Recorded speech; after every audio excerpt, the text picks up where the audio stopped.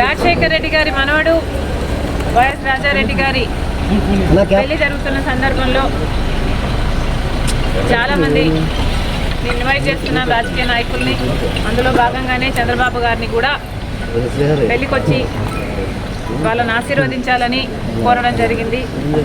చాలాసేపు రాజశేఖర్ రెడ్డి గారి గురించి, వాళ్ళ ఫ్రెండ్షిప్ గురించి, వాళ్ళ రాజకీయ ఇనిషియల్ ప్రస్థానంలో జరిగిన విషయాల గురించి అన్నీ గుర్తు చేసుకున్నారు, మాకు గుర్తు చేశారు. చాలాసేపు మాట్లాడాం, చాలా సంతోషం అనిపించింది. వచ్చి ఆశీర్వదిస్తామని మాటిచ్చారు.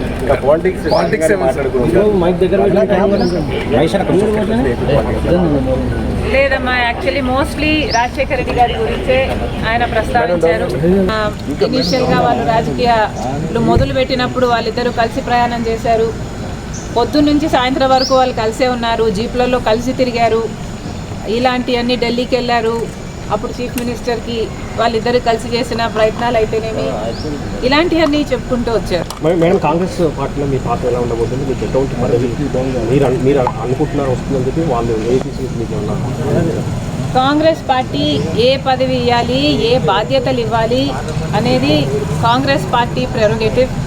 కాంగ్రెస్ పార్టీలో because it is the largest secular party చేరడం జరిగింది. రాహుల్ గాంధీ గారు ప్రధానమంత్రి అయితేనే మన దేశానికి మంచి జరుగుతుందని, కమ్యూనల్ వైలెన్స్లు తగ్గుతాయని రాజశేఖర రెడ్డి గారే రాహుల్ గాంధీని ప్రధానమంత్రిని మనస్ఫూర్తిగా చేసుకోవాలి అనుకున్నారు. కాబట్టి అదే జరగాలి, అది జరిగితేనే మన దేశానికి మంచి జరుగుతుంది అని చేరడం జరిగింది. ఇంకొకసారి చేరిన తర్వాత వాళ్ళ చేతుల్లో మనం పెట్టుకున్న తర్వాత వాళ్ళు ఎలా ఆదేశిస్తే అది నమ్మకంగా చేయాల్సి ఉంటుంది. ఈ అన్ని రాజకీయాలు ఎట్లా డెవలప్ అవుతాయి, నాకు ఏ బాధ్యతలు ఇస్తారు అన్న దాని మీద డిపెండ్ అయి ఉంటుంది. So we should all wait and see.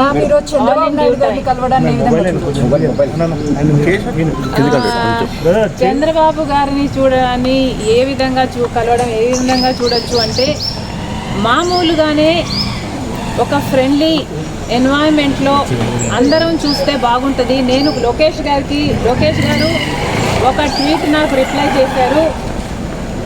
ఆ సందర్భాన్ని కూడా రాజకీయంగా చూడకండి. చంద్రబాబు గారికి ఒక క్రిస్మస్ కేక్ మాత్రమే పంపడం జరిగింది. ఒక కేకే కదండి, ఆ కేక్ క్రిస్మస్ కేక్. అంటే మేడం ఇప్పుడు మేడం ఈ చర్చ అంటే ఏంటంటే, లెట్ మీ ఫినిష్. ఆ కేక్ కూడా మేము ఒక చంద్రబాబు గారికే పంపలేదు, ఇక్కడ కేటీఆర్ గారికి, కవిత గారికి, హరీష్ రావు గారికి, ఇట్లాంటి వాళ్ళకు కూడా పంపడం జరిగింది. యాక్చువల్లీ ద బ్యాక్గ్రౌండ్ ఈస్, రాజకీయాలు అన్నది జీవితాలు కాదు, రాజకీయం అన్నది మా ప్రొఫెషన్. మేము ప్రజల కోసం చేస్తున్న ఒక సర్వీస్. ఆ క్రమంలో మేమందరము ఒకరిని ఒకరు మాటలు అనుకుంటుంటాం. మేము రాజకీయ ప్రత్యర్థులం కాబట్టి అనుకోవాల్సి వస్తుంది, అనాల్సి వస్తుంది. అలాంటి బిటర్నెస్, ఒక పండగ వస్తేనో ఏదైనా పెళ్ళి వస్తేనో వాళ్ళకు ఒక కేక్ పంపిస్తే ఆన్ అ ఫ్రెండ్లీ నోట్, పర్సనల్గా బిటర్నెస్ ఉండకూడదు, అందరం ఫ్రెండ్లీగా ప్రజల కోసం పనిచేయాలి అన్నది కాన్సెప్ట్. ఇప్పుడు కూడా చంద్రబాబు గారిని పెళ్లికి మాత్రమే పిలవడానికి వచ్చాము. ఇది పొలిటికల్ కానే కాదు. చంద్రబాబు గారు ఒక తెలుగుదేశం పార్టీకి నాయకుడు, నేను కాంగ్రెస్ పార్టీలో ఒక కార్యకర్తను. మాకు రాజకీయంగా ఏ లావాదేవీలు ఉండదో, ఉండకూడదో, ఉండబోవు కూడా. రాజశేఖర రెడ్డి గారు కూడా తన సొంత పిల్లల పెళ్ళిళ్ళకు కూడా చంద్రబాబు గారిని ఇన్వైట్ చేయడం జరిగింది. చంద్రబాబు గారు కూడా రావటం జరిగింది, మమ్మల్ని ఆశీర్వదించడం జరిగింది. ఇదేమీ వింత కాదు, విచిత్రం కాదు. సో దీన్ని ఒక ఫ్రెండ్లీ ఎన్వైరన్మెంట్తో చూస్తే అందరికీ.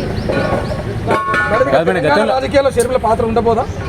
కాంగ్రెస్ పార్టీలో మనం పెట్టుకున్న తర్వాత కాంగ్రెస్ పార్టీ ఏ బాధ్యతలు అప్పగించినా ఆ బాధ్యతలు నేను నమ్మకంగా చేస్తానని ఆ రోజు చెప్పాను, ఈ రోజు చెప్పాను. మేడం, ఫ్రెండ్లీ రాజకీయాలు మేడం, మీరు ఫ్రెండ్లీ రాజకీయాలు కోరుతున్నారు. ఇప్పుడు అంతా ఫ్రెండ్లీ రాజకీయం ఉందా మేడం? ఒకవైపు మీ సోదరుడితో చంద్రబాబు నాయుడుకి వైరం ఉంది, మీరేమో రాజకీయాలు అలా ఉండకూడదు అంటున్నారు. ఎట్లా మేడం? Not condoning anything. ఇలా ఉన్నాయి రాజకీయాలు అని నేను మీకు చెప్పనవసరం లేదు, మీ అందరు కూడా చూస్తున్నారు. కానీ ఫ్రెండ్లీగా ఉండాలి. మనం అందరము కూడా ప్రజల కోసం ఉన్నాం. ఏ వేదిక అన్నది ప్రజలకు తెలుసు. ఏ ప్లాట్ఫామ్ని మనం ఎంచుకున్నా, ఏ పార్టీని మనం ఎంచుకున్నా ఉన్నది మాత్రం ప్రజల కోసం. సో ప్రజల కోసం నమ్మకంగా పనిచేద్దాం. పార్టీలు ఉన్నది, లీడర్లు ఉన్నది ప్రజల కోసం, స్వార్థం కోసం కాదు అన్నది నా అభిప్రాయం. చంద్రబాబు నాయుడుకి